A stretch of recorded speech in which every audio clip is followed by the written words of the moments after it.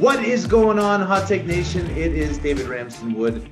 It is another episode of the Hot Take of the Day podcast. Now, I do get some listener questions as to why I do the clapping when I get started. Number one, I'm an energetic guy. I like to make loud noises. Number two, we do it to sync the audio so that we can get better audio on my side, because Zoom is a great free app. It's amazing their stock does so amazing given that I can use it for free, but that is why I clap. And today I am clapping because Jennifer Gremmert from Energy Outreach Colorado is joining us, which I think is a very timely moment for a conversation about energy outreach and what can we in industry, but also those who have taken a casual interest in what happened in Texas and what's going on in all the states around the country. What is going on with energy policy? So Jennifer, with that preamble, welcome to the show. So happy that you're here. Thanks, great to be here. So tell me a little bit about Energy Outreach Colorado for those who have not heard of it, what your role is and what it is that you guys do. Sure. So we're a statewide nonprofit whose mission is to ensure that all Coloradans can afford home energy. So we run a number of different programs partnering with state offices and utility companies to help deliver energy assistance and utility bill payment assistance to families. We run large energy efficiency programs to help multifamily affordable housing, single family homeowners, renters, and even nonprofit facilities. Think of like shelters and food banks to make their buildings more energy efficient, reduce their energy costs. We run a lot of energy education programs trying to train people how to look at their energy bill, reduce those bills. And then we do a lot of work at the Public Utilities Commission and at the General Assembly around affordable energy policy. So we were actually in 16 cases at the Public Utility Commission last year where we actively intervene, whether it's in rate cases, rulemakings. We worked on the transportation electrification plan, demand side management, renewable energy, all of the things that are important to energy policy in the state, and how do we ensure that those most vulnerable households, that have the lowest incomes, can have affordable, reliable, and accessible energy in their homes. Okay, so that is a great tee up, and I have so many questions. First, I want to start with this clearly takes work. You're not volunteering. And as much as people love to volunteer, at the end of the day, paying a mortgage is a thing that at some point we may have to start doing again when the economy opens. So who is the funding source? What are your combination of who brought this together and how are you funded? Sure. So we've been in operations over 30 years. And so we have a really diversified funding up, people that fund us. So we have individual donors, over 15,000 donors. So people can donate directly on their utility bill, and that money can come to us. We have contracts with the Colorado LEAP office, which is through the Department of Human Services, to run a furnace repair and replacement program. We work with the Colorado Energy Office to run their multifamily weatherization program. We have contracts with all of the large investor-owned utilities, as well as other utilities like Platte River Power Authority or San Miguel Power, Holy Cross, and Glenwood Springs. And we help them to run their energy efficiency programs targeted at low-income households. We receive funding through different regulatory sources. So for example, we used to receive late payment fees from customers. Those aren't being collected right now through executive order, but we received like unclaimed utility deposits and refunds. We have, partnerships with large corporations and foundations. So we really have, kind of a wide variety of funding sources. We were also really fortunate this year to receive through two separate bills, $9.8 million in both CARES Act funding and general funding to support this sort of emergency COVID relief and making sure that families don't get disconnected. So that's been an important, addition to the work that we've been doing lately. So fair to say, a very wide range of funding, both government, private, corporations, and that you are truly an apolitical advocate for energy affordability. Is that how we're do I do? Agnostic. Yeah, we're agnostic when it comes to fuel type. We really, are looking at the full balance of this, like in the most holistic way we can. There's an emergency component that we're in right now to make sure people have access to energy, that they can pay their energy bill, that they work with their utility to get payment arrangements. But then we also want to look at the longer term affordability around how can we ensure people can reduce their energy usage. We're seeing this huge transformation coming through the governor's greenhouse gas pollution reduction roadmap, which is really targeting this carbon reduction.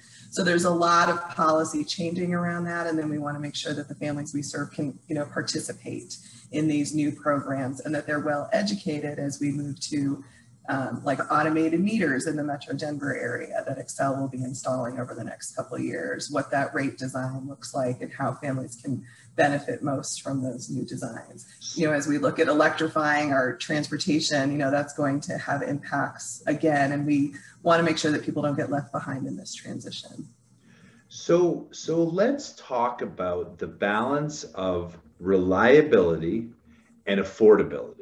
And so I want to use the Texas example versus Colorado example. And without putting you in an awkward spot to talk specifically about a corporation, I will present facts and we will have a factual conversation. So in Texas, because of the demand that they had for the freezing and some of the choices ERCOT made around shutting in power to natural gas facilities, natural gas ESPs, the field where they were trying to conserve power, not really relating that if the power is off in the field, you can't produce the gas. If you can't produce the gas, there's going to be some downtime. But what they did was they chose rolling blackouts as part of the management of the demand. And I've recently seen Xcel, both in their recent letter to, I think it's the Utilities Commission, but sort of when they explain what they did, at least from what I've seen from both Black Hills and from Xcel to Impact Colorado, they didn't require customers to conserve. They didn't really send out, please lower your thermostats to 60, don't do all the things. And so they didn't manage demand that way. I'm curious how you think about that and in a go forward basis on an efficiency and a conservation and expecting that your house can be heated at all times. If you want it at 82, gosh darn it, it's going to be at 82. I'm curious what your feedback to all that is.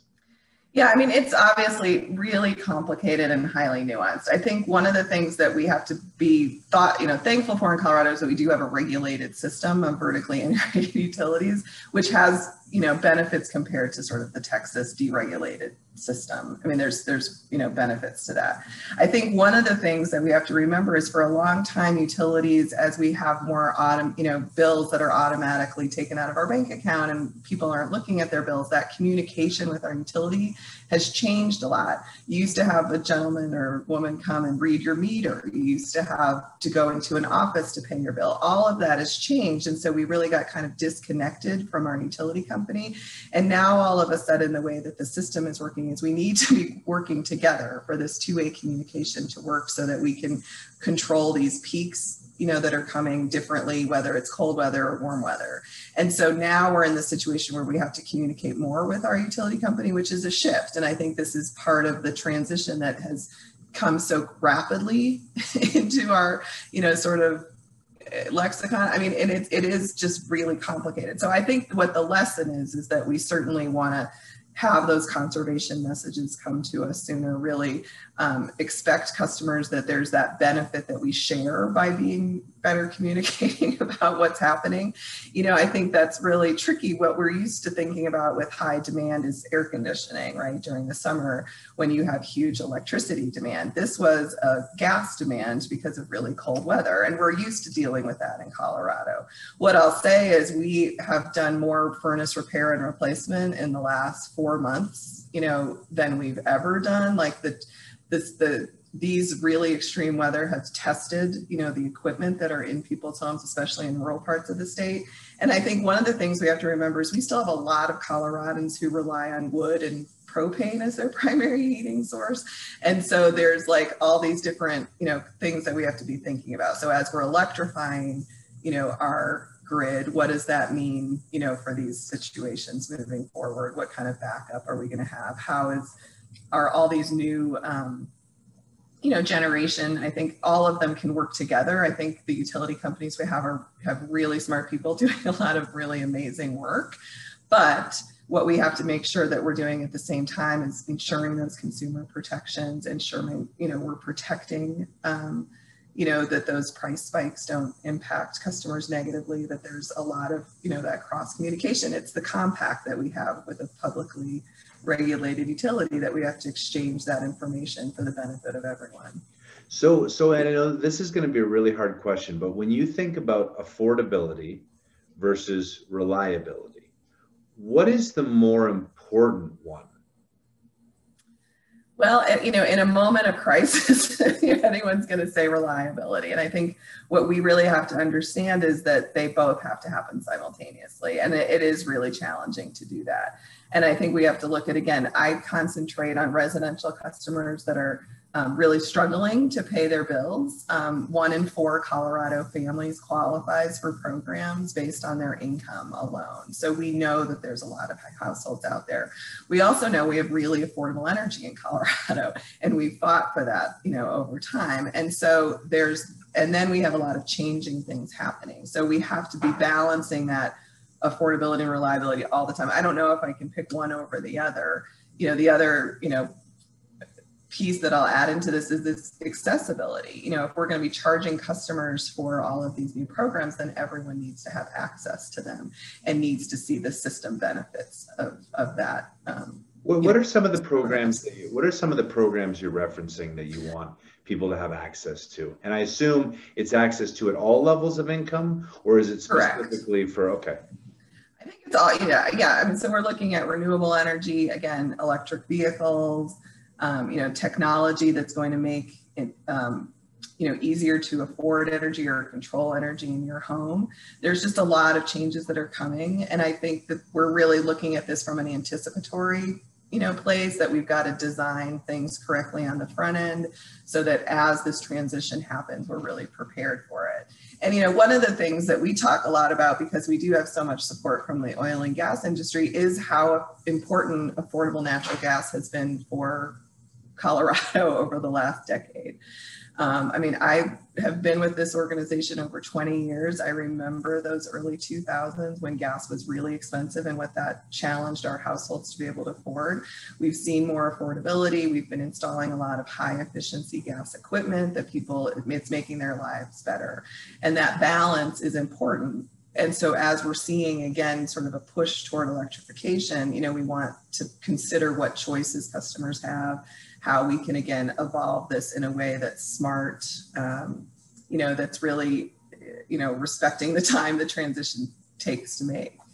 So I have to say, I have some challenges theoretically with the electrification concept. And I think it dovetails with, in Denver, there's a motion or a bill being passed, as many cities have tried to do or are doing, and supported by the Sierra Club, to ban natural gas taps.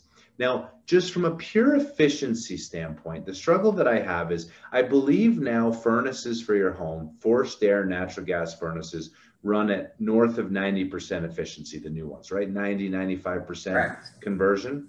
Now, as I've seen the natural gas plants that are created, the combo cycle where they both use natural gas to generate to turn a turbine and use waste heat to generate steam to turn a turbine. I think those are on the order of 50% efficient-ish. So if we ban natural gas taps, and we say, well, we want everyone to use electric heating in your homes and electric stoves and charge your electric car electric. We're taking a direct source of energy that's heat from natural gas into your furnace that's high efficiency, and we're turning it into a process where natural gas goes to a plant, goes in a transmission line, does all the step downs, does all the losses, and gets to your house at a lower efficiency.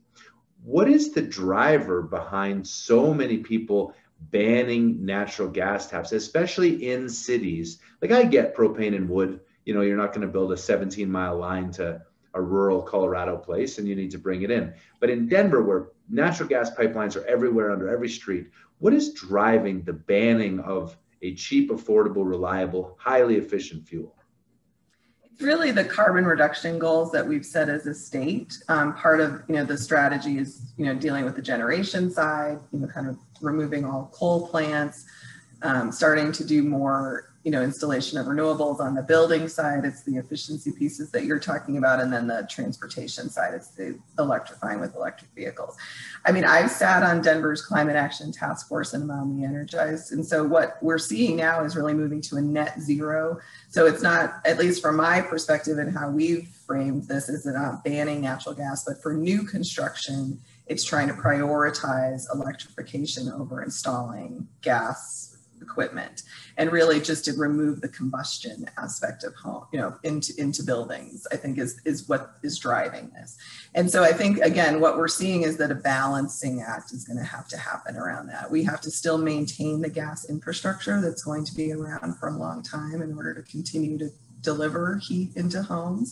But as we see new construction happening, we will see more movement toward heat pumps and other technologies that won't rely on that gas system. But I think it's an evolution. And I think there's, again, a lot of work being done in this space that we're talking about how, we still need the manufacturing and the construction trades really trained in installing this equipment. There needs to be a lot of that workforce development done. There needs to be a lot of evolution in just the technology itself.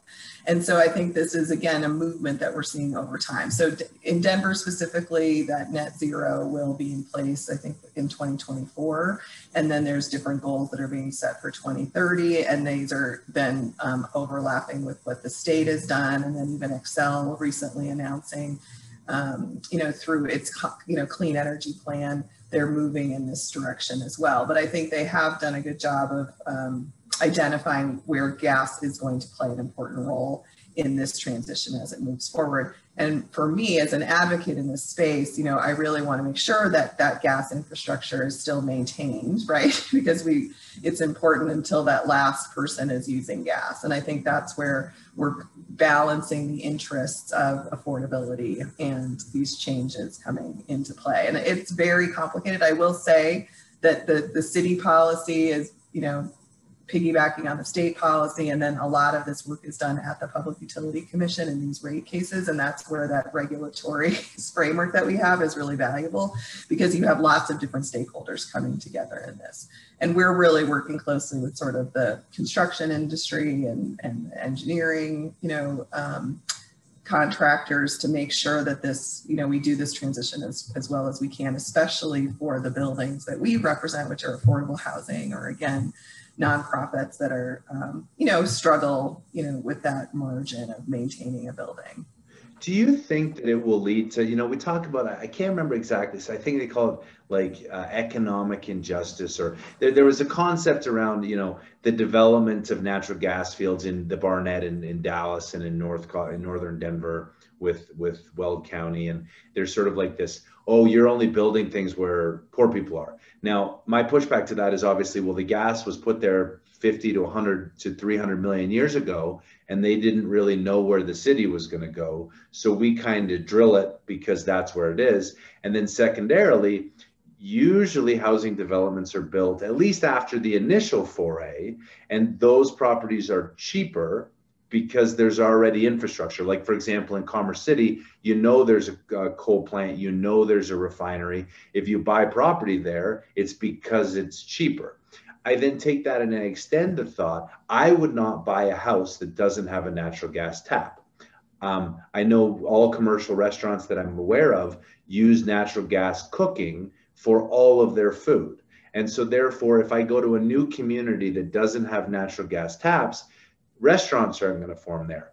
Wealthier people who can afford the incremental cost of buying a natural gas home aren't going to buy. So aren't we exacerbating what's going to happen on the wealth gap, where, am I reading too much into it, or is it just over 30 years, no one's going to think about this and we'll figure out how to cook with electric stoves?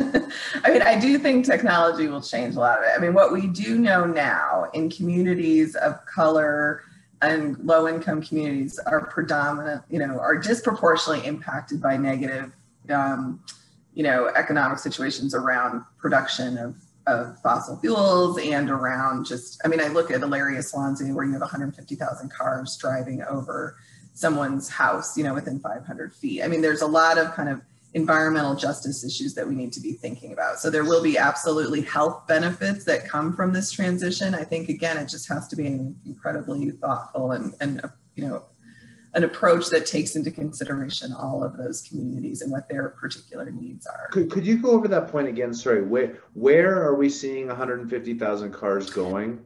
So so right at I-70 and say Colorado Boulevard, that neighborhood is Illyria Swansea. So where they're burying I-70 right there, we did some mitigation work in those homes, and the amount of carbon dioxide because of just all those car exhausts going back and forth. And you have the Suncor refinery plant closed. You have a lot of industrial processing that's happening in a very concentrated area. And those are parts of where that environmental justice concerns come into play. I think these are things that what we need to do a better job is really reaching out into those communities, seeing what their needs are and how we can help. But I think, again, as we look at new production facilities, new technology, where are those being cited? How are they benefiting a vast majority of customers, not just certain customers? Like when we look at piloting programs, what we've seen traditionally is they tend to be in wealthier communities where people can afford that technology. And how can we flip that to say, if our goal is for everyone to have affordable, clean energy, let's target those households that have the least ability to make that happen for themselves as we design these programs and as we start to target the investments. And I think that's something that we're definitely seeing, that more energy equity piece as this is evolving out. It's similar to sort of the just transition conversation that's happening in communities where coal plants are closing, and how do we really invest in those communities to make sure that we can make their economic prosperity continue despite a dramatic change in their where is the balance here between social and economic justice versus that those houses are so much cheaper because of the things that you talked about? Like there's a bit of a chicken or the egg, right? Where I don't want to live off 570. I don't want to live near the refinery. Therefore, the house prices are substantially lower. So the affordability, there is a trade-off. And again, I don't want to get too political on this, but I recall, I was not in Denver when I grew up. I was in Calgary. And the furthest south road that when I was 12, if you got to 90th, it was farm pasture there. And now I go back and it's down to 220th Avenue. We've massively expanded cities because people want houses and lots. And so what used to be a sour gas field that was 30 miles south of Calgary is now in Calgary because it's grown so much. And I would imagine in Commerce City with the refinery, certainly with Wells north of town, the urban sprawl is as much responsible for putting people in these communities as some of the other things. Am I thinking about it the right way or the wrong way, or how do I need to think about this? Well, in my opinion, there shouldn't be that trade-off. What we should be doing is how do we help ensure that those homes can be livable, affordable, into the future, and that how can we help sort of fix the harm of the past, right? Of targeting, again, specific industries into those communities. None of this is easy. There's a lot of reasons why, there's a basic income inequality that happens. And so then, and also I think all the historical challenges that we've had about where properties are identified and redlining. A lot of that is in conversations right now.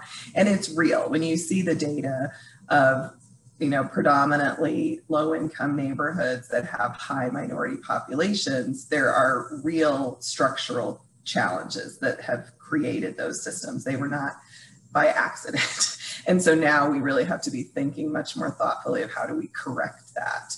And I think this is, again, something that when we look at what energy means into homes, and what we've learned with COVID more than anything else is people need healthy, safe homes with reliable water, electricity, gas, and even broadband in order to survive, right? All of these things. And so we have to be thinking about this, again, as a holistic a way as we can.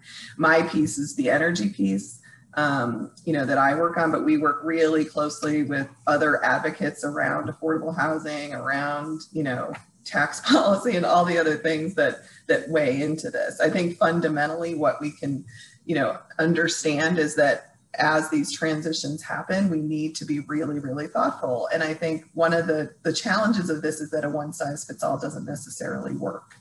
And we're trying to meet really big policy goals. At the same time, we're trying to protect households. And there's a natural tension in that when you have these massive shifts. You know, we're going from an industrial age to a cyber age. And so that is going to create tension. And so I think we have the lessons of the past to help us guide how we can do this in a more thoughtful way. And a lot of that is community engagement, really working, you know, with those folks that are most harmed, and then balancing all the interests. I mean, when I do work, I think about what a large industrial customers and small business owners, you know, need in terms of their affordability, in addition to what residential customers need. I mean, I think we have to be considering all of those things. So let's talk about efficiency for a second. You know, and again, we're talking about this low-income community in North Denver on I-70, I-25, Commerce City. There's all the forms of, I drive it every day because I have to take my son up to Boulder. And I think about how are they going to afford, and I put this in quotes, a Tesla. Now, I know the Model 3, but like these are people who are not being able to pay utility bills, which are on the order of hundreds a month. And a Tesla is a $35,000 car at the low end, a $100,000 car at the high end. If you have more than one car, now you have two. Most electrical infrastructure that I understand for charging two Teslas, you don't have the infrastructure in some of these older communities. So the wealthier communities, not only are they installing $40,000 solar panels on their house, but they're putting the Tesla Powerwall, which, you know, the aggregate cost of just to electrify your house to be able to have fully electric vehicles for a family of 3 or 4, and there's 3 or 4 cars. I mean, we're now talking hundreds of thousands of dollars of electrical infrastructure that every 20 years needs to be replaced. How do we balance the wanting to move to this versus the capital cost that it takes to get there? Or are we going to rely on the high income people to change their habits and drive electric cars and make all those investments, which will have a net benefit? And then all the used cars will be bought in these communities, so they'll be cheap and affordable and all that. How do we balance those two policy things? Well, I think that's making, you know, the assumption that we're going to have kind of the same infrastructure that we have in our homes now with this future. I mean, I think what the way that we're looking at this, at least on the early side, is that electric vehicles, and there's certainly going to be much more affordable options coming out. I mean, we've seen that from just the automakers, that this movement is happening. We're looking at other options for transportation, you know, electric bikes, electric scooters, you know, and then when you're in an urban area, you know, more electrification of public transportation, of, you know, community hubs where people can, you know, share vehicles in an easier way. I think we have to kind of rethink the sort of 3 cars in a driveway, you know, aspect. And then I do, you know, it's a balance. And so I think as we look at this, there was a lot of work done in this last iteration of Excel's plan to balance all of the interests. I mean, their service territory is not just Metro Denver. You know, they go into the mountain communities and into Alamosa and, you know, rural communities that you have to consider those needs too. And so it's a combination of the fleets that we're going to be seeing that are changing as, you know, affordability comes into play. We're, you know, curious about what the secondary electric vehicle market's going to look like. We're curious about what the, you know, sort of incentives are going to be for this, what the disincentives of having, you know, gas powered vehicles is going to mean. I think that we're a little new into this, but I do think that there's a long play. I mean, when we look at what these goals are going to be, we're 30 years out. And so there's going to be a lot of different innovations that come into this over the next several years. And I think, you know, we're starting to see real movement, but I do think that, you know, we have to be thoughtful of those households that can't go to this transition immediately. But I think that it's complicated. I guess I just think we have to be a little broader in our thinking about how this is going to evolve. Well, then the interesting thing, I do like that you raised the human health thing, because a lot of advocates of, especially natural gas, because of its affordability, you know, you can take a bottle of propane and in third world countries, and there's 2 billion people who are energy poverty. They cook with dung, they cook with wood, they have there's 6 million, I believe, is the number of people every year that die of a respiratory illness that comes from being inside while cooking with not a clean fuel. So I get the cleanliness side, but on the decarbonization side, the piece that I struggle with is the whole boogeyman is that A, CO2 is bad, and that B, climate change is bad. And all of that's been predicated on economic assumptions as to how much it would cost if the sea level were to rise.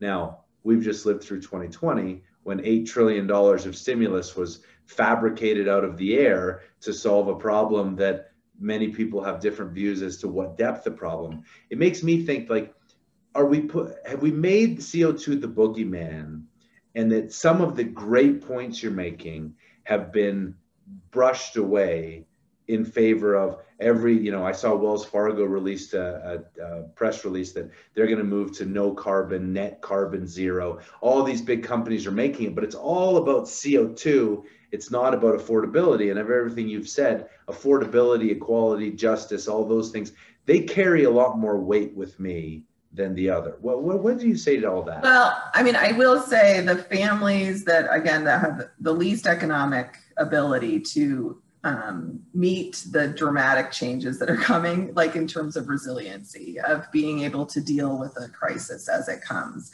I mean, what we saw in Texas were those households that couldn't go to a neighbor's or go to, a different location. Or even back, if you think of Katrina, that same experience of people not being able to leave when you're in that kind of crisis. We have to think about that as well. And so it can't be like being obstructionist just because it's more expensive. We just have to make sure that if it is more expensive, there's a lot of additional benefits that are coming with that. I mean, so it is a real balancing act, and we have to think about, again, where I'm coming from is I want the focus to be on those least able to make these adjustments first in terms of how we design policy and how we design programs, so that we don't have kind of, the inequality that we've had in the past around how these policies have been designed. We have to balance that there are predominantly more negative health impacts in households with lower incomes or minority communities than in other communities, and so the benefits of some of this decarbonization will be certainly more impactful for them, while we're still trying to balance that people can afford their energy bills. And I think it can be done simultaneously. It is just going to take a lot of concentration, and I think the demonization of one fuel over another is not helping in this, because I think, again, we recognize we cannot make this transition without gas, and we have to partner, I think, better together in how we can make this happen so that households really can benefit. Now, one of the things you've used multiple times during the conversation is it feels like we're interchanging. There's low income and there's minority, but isn't it really a low income challenge? Now, you can, like, again, it's a Venn diagram, but when I watch the news and it's a minority this and minority that, and that's not to dispel the challenges of a minority community, but this is really an income-based thing. It doesn't really matter about the race. It doesn't matter about the sexual orientation. It doesn't matter about your age. If you don't have access to money and you're low income, you're far disproportionately impacted than wealthier people. And so is that, am I characterizing that, or are there additional factors for minority communities that I'm not considering? There are additional factors. I mean, when we look and we compare different population, different demographics in Colorado, disproportionately minority communities receive more energy assistance. They have lower incomes in a lot of situations. And so that they are synonymous with one another. And I think we have to recognize that. And so it is a racial equity issue as much as it is an income issue. And I think that's something that we are really looking closely at. The data is overwhelming. And I think we have to, it's uncomfortable, but we have to start saying it out loud and recognizing it so that we can make sure that this is fair across the board. But I guess to build on that, I think we're saying the same thing, is that minorities are disproportionately low income, which may or may not be related to a whole bunch of other factors. But as we're speaking today, it is the lack of income that creates the lack of opportunities, living in communities that don't have the health effects, which then has the follow-on effects of, you know, if your kids aren't healthy, and if you have low income, you're not able to send your kids to the right school, to the right college, give them opportunities to play sports. Like it all cascades and it's related, but it really is an income level thing that is as much as this as anything. Yeah. It is. And I think what's interesting, you know, we knew there were lots of families struggling pre-COVID, right? And now we have a whole new group of families that are underemployed or unemployed. And it's going to take longer for them, you know, to just kind of come back to a place of affordability. And again, when we look at the families we serve, we have some that are consistently, you know, struggling to pay their bill because they may be older adults on a fixed income or they're disabled.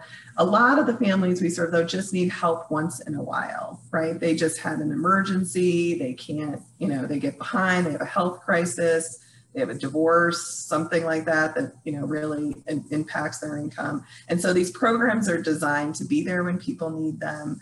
Again, the emergency assistance around getting your bill paid, but then thinking about the longer term affordability of doing the energy efficiency in your home, being more conservation focused. So if you know you're going to have cold weather, you know, being able to adjust to that to make sure that your gas bill doesn't go up. I mean, I think these are all really important things that we need to be thinking about. So I want to pivot a little bit, and we're going to talk reliability and affordability, but coming out of the polar vortex, I saw that Xcel Energy, who, you know, it's not just Colorado, it's Minnesota, it's Wisconsin, parts of Texas, parts of New Mexico. So their total annual revenue for 2020 was $11 billion. And in that 5-day period, they incurred $1.2 billion of incremental cost because they needed to buy power, but primarily natural gas, because it was the only on-demand power source that we have.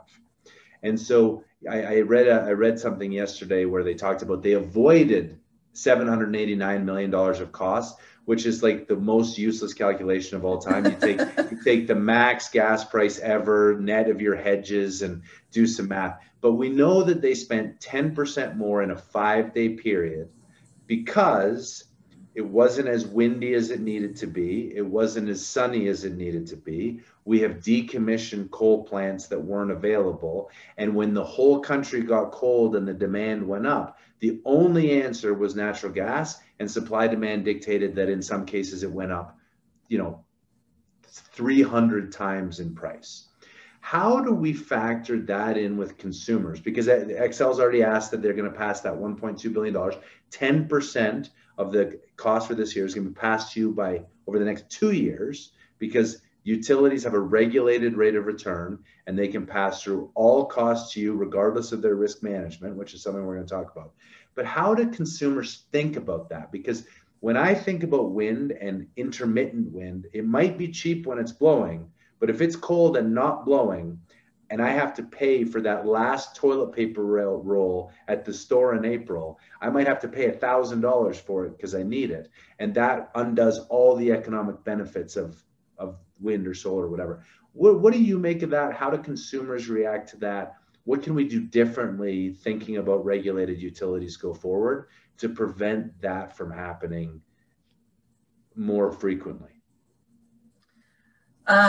You know, I don't know how you prevent it per se. I think it's the management piece of it. And so, you know, what I do feel confident is that there will be a adjudicated process for us to have this conversation, to look at the data, and you bring in lots of different parties that have expert, you know, folks that analyze this stuff. And so I do, you know, and the company will make its case, the you know, consumer advocates, the environmental advocates, the state, you know, players in this will all participate in that conversation. And I think, you know, it's getting more complicated as we start to diversify energy sources. These are the things that we have to keep thinking about.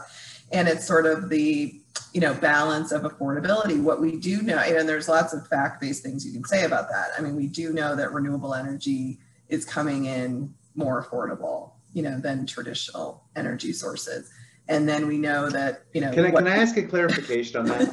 Yeah. And then the reason I ask is what is that? I mean, what is that based on? Because again, right now we lack the battery capability. I've been doing a lot of reading on, but so perhaps in the 30% of the time that it is windy and the 20% of the time that it is sunny, without storage, where based on purchase price contracts, those deliverances are guaranteed that the power company must buy that power at a set price. That guarantees a rate of return. Even if at that time it's blowing, you don't need the power.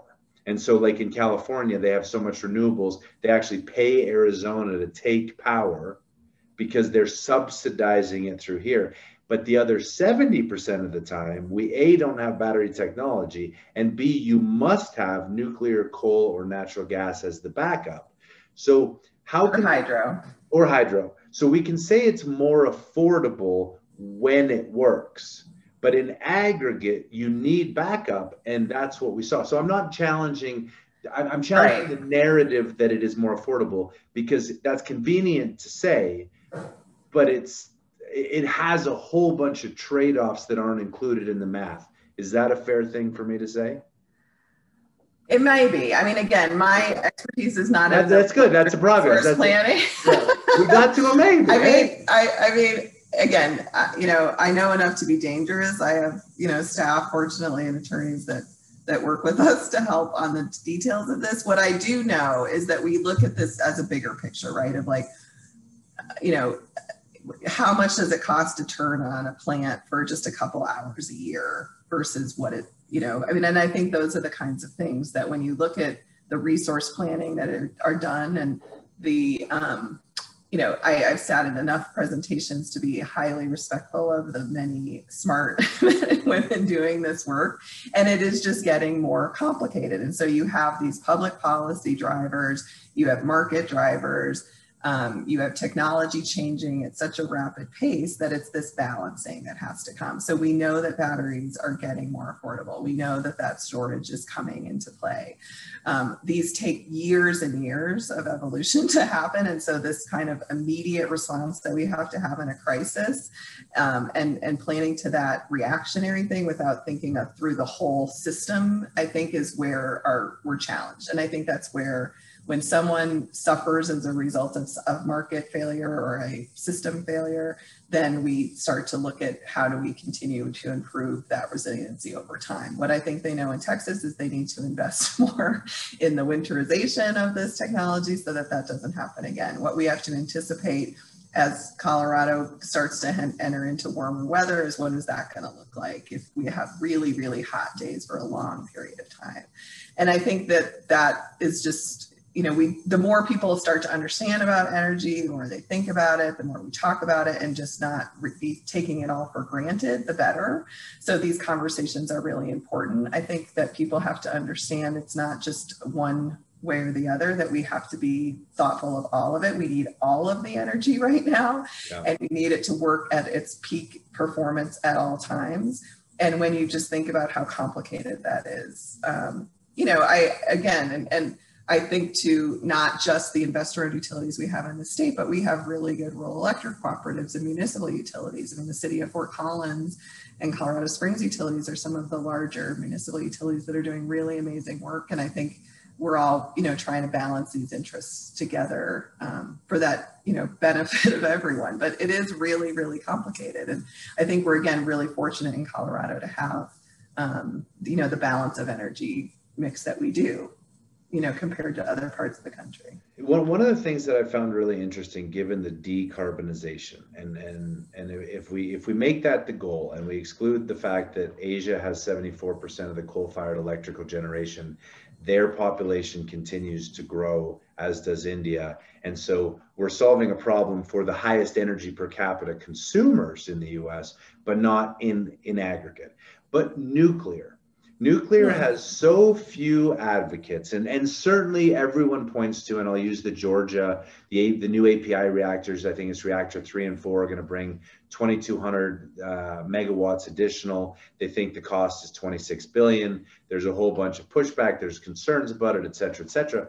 But what's interesting is everything that has been predicated on the solar and wind investment thesis is costs will drop if we just do it. And I did a hot take of the day on the Denver Federal Center solar farm. And when they installed that, it was 6.9 million for 1,000 megawatts. Then they installed 7 additional megawatts for $40 million. And everyone who's a solar proponent has been like, well, David, costs have come down like, 80%, and it's just so much better. And you can't do this, and you're so mean and so wrong. But then sitting out there at the same time, no one is advocating for nuclear, which has the highest energy density of anything really other than fossil fuels, probably including fossil fuels. And if we invested in it, like France, who even said in 2015 they were going to move away from it, and now they're kind of going back to it. Why is there not more nuclear discussion here where people say, hey, if we just built 100 plants, we'd lower costs 80%. And this is the answer. We can store it in a barrel and, off we go. Actually, there is a lot of conversation around nuclear that I've actually participating in recently. And I think it's the nuclear industry is trying to build this sort of advocate base, right, of like people learning about it, because it's a very different model than we've seen in the past. It's much smaller scale, concentrated. I think like anything else, the siting is a challenge, right, because of the fear. So it's going to take a lot of education. And the folks that I'm talking to are really like, it's like a 10 to 15 year play right now. They're doing a lot of education. There's a lot of really interesting work happening in this space. I think the Department of Energy is going to have sort of a new, kind of investment portfolio around some of this new technology. And I think there's going to be some things coming out of that. I think, we have to worry about siting of all energy sources. Wind and solar are starting to be challenging, in that space too. I think, again, it's all of the above approach in my mind. We have to be really open. I think the idea of like the little kind of microgrid and what that could mean for a community with different technology. I mean, we still have to live the lessons of Fort St. Vrain here in Colorado, which, was kind of the failed experiment. Tell that story. I'm not familiar with Fort St. So there was a nuclear plant that was built at a large expense that never really was operational. And our organization actually, when we were initially founded, secured funding as a result of sort of that decommissioning of that nuclear power plant. And as there were spent fuel rods that were being transported across the state, there were fines associated with that our organization received. So that's my knowledge base of it. But it was, again, that there was a lot of investment made. It didn't quite work. And so there's a lot of, that consequence of that, just all the lessons around it. And I think I grew up in Connecticut where I looked across the, sound at a nuclear power plant. And so, I have a kind of a different perspective of it, but I think it's something that I think we need to be open to everything. I mean, we know how we're going to get to some of the carbon goals we have, reduction goals by 2030 and somewhat to 2040. I think that 2040 and beyond is going to be this whole new technology that we don't even know about yet, or that there's a few people sitting in labs that do. And I think there's an excitement that can come from it, but I do think we have to have an open mind. The challenge I have with narrative, and I think that but I'll tell you, this is why I podcast, is I love having long form conversations with smart people like yourself to dive into topics that are absolutely incredibly nuanced.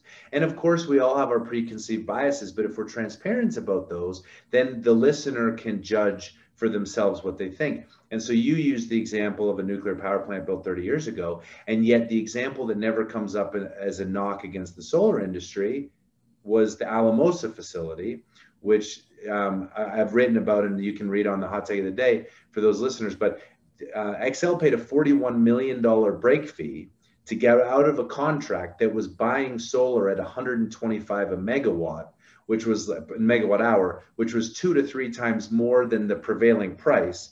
They took that contract that they signed to the DOE to get a $90 million loan, built an experimental facility that didn't work, and then Xcel decided to break the contract, even though it wasn't delivering the power under the contract, and paid them $41 million.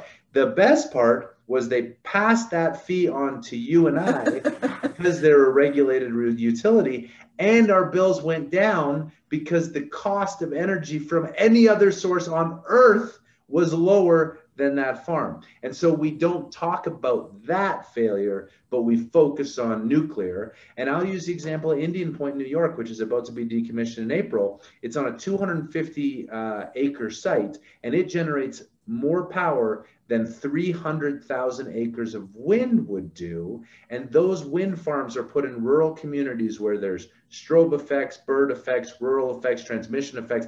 And a lot of rural Americans hate wind. But us urban folk are just shoving it into the country and not thinking about the trade-offs. So regardless of your view on any of that, I think it's important to have the conversation and be open and honest about it. Yeah, I mean, I think we could all get it perfect on the front end when life be great. I mean, I do think that, yeah, I mean, and again, I think Excel's argument in that was that it's actually, you know, going to cost customers less in the long run if they had stayed with the initial contract. And so it's still a hard pill to swallow. But they shouldn't have signed it because it was so expensive. Well, but you had to, like, again, you had to try, you know, we knew we needed to start trying this stuff. I mean, I think this is the balance of it. And this is where, as a consumer advocate, it's really hard because I could just say no new increase for any reason. But, you know, I have to think of the long-term effects on how this is going to impact our households. And so again, I have to be that voice, but I think it has to be reasonable. And I absolutely, I read those articles and, you know, was very, you know, challenged by them, but then also recognized that when those decisions were being made, I believe they were at least in the best interest of what the future was going to hold. And so I think that we have to remember when these decisions are being made, what the situation is and that moment. The demand was going up. We had a huge population increase back then. There was a lot of concern about how were we going to meet that need.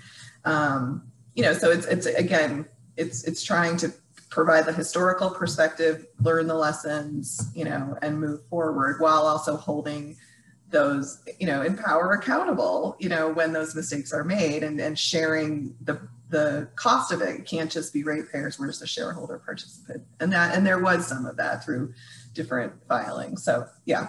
Well, and what I love is, and I said this before, I love the nuance.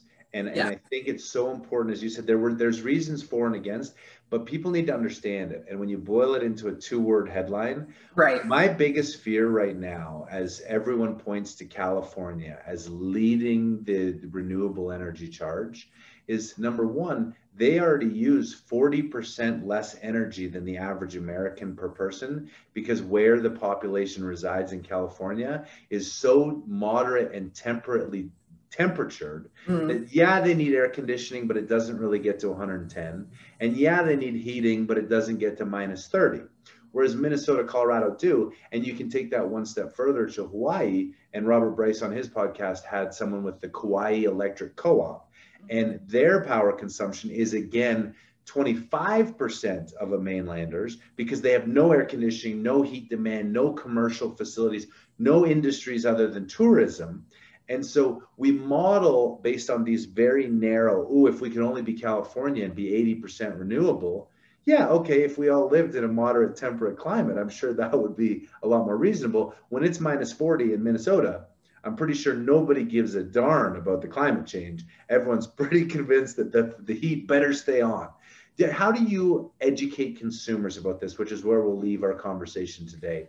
Do consumers, are they given enough information? Are they being shoved a narrative? And what can we do better? We have to keep better educating. I think what we've done in Colorado is come up with really good Colorado solutions. You know, I do believe that. I think we have taken the lessons, you know, that we've seen, and we bring them together, you know, for the best of the citizens of our state. But I think all of this needs more education. And I think the utilities are really trying. I think we're going to see much more two-way communication between our utility company and us, with apps and ways of engaging, you know, encouraging people to see what their usage is, monitoring that usage. People have to get more engaged in it. It can't be anymore that I just turn my lights on and feel good about it. We have to participate. And I think we have to share in the success of what these programs can bring. Consumption is always where we can reduce, and that's what it's about, isn't it? The cheapest way to save energy is efficiency and conservation. I love that. I think it's a wonderful message. I appreciate what you do, and I appreciate all the info you gave our listeners, because I think that this is is probably something that, you know, most people who are listening to podcasts and working from home with their broadband and their power aren't experiencing a lot of these economic issues. And I think to dive into them and talk about them and recognize there are trade-offs, but talk about them is the only way we can move forward as a society. And I truly value the time that you spent with us. I hope everyone else did too. How can people follow you, donate, learn more, go to events? Give us the pitch. The best way is to go to our website, energyoutreach.org. If you know anyone that needs assistance, we encourage you to call our toll-free heat helpline. So it's 1-866-HEAT-HELP or 1-866-432-8435. If anyone needs energy assistance, we are here for you. We really want to help you. And you can certainly help your neighbor in need by contributing to us right on our website. So I appreciate it so much. Awesome. Well, Jennifer, thank you so much for listening. For those listeners who got here, I have no doubt you learned as much from the conversation as I do. Please take the time to give us a 5-star review on wherever you listen to your podcast, because those reviews are how we move up the rankings so more people hear the message. I don't care about me. I care about the message. So do yourself a favor, do our industry a favor, do your neighbors a favor. Let's talk about energy more broadly. And this is one of the ways to do it. So please write a review. Until next time, I am David Ramsden Wood. Thanks for joining us. Be safe, be good, and have a great day. Bye for now. Thanks, David. I have to run to a call.